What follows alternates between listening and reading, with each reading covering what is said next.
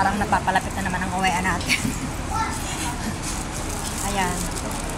Siyempre bago umuwi, kailangan may pasigurong pagkain para bukas. Ayan.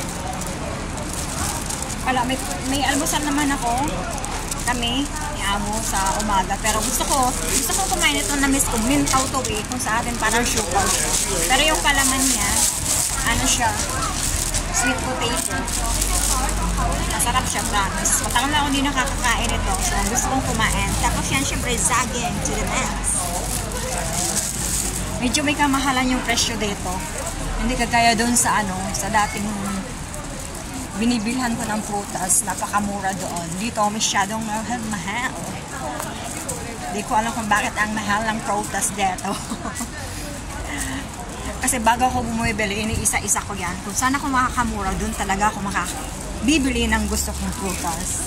Pero promise, halos kadalasan ang mahal ng presyo. Maganda kung sa maganda.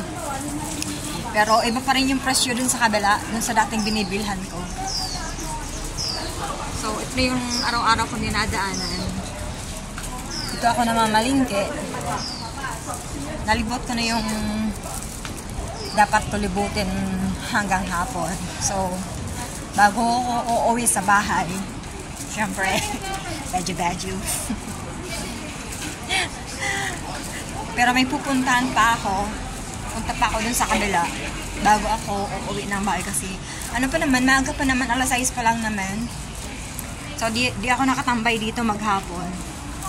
So, pero baka next week, dito lang ako magtatambay.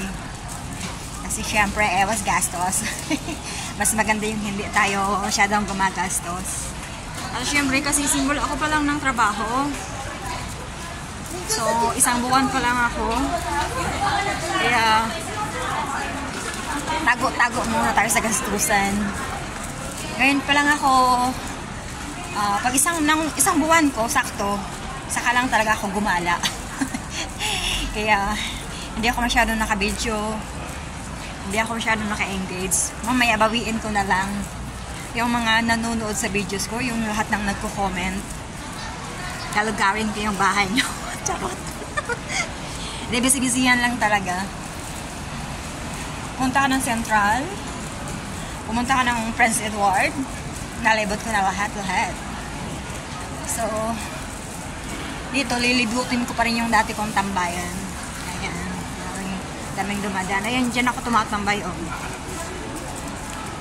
Ay. Sa lahat po ng nanonood, thank you so much po. Hindi na po magtatagal kasi may pupuntahan package. Kailangan ko madali. So, aakyat naman ako 8. So, bye-bye po. God bless.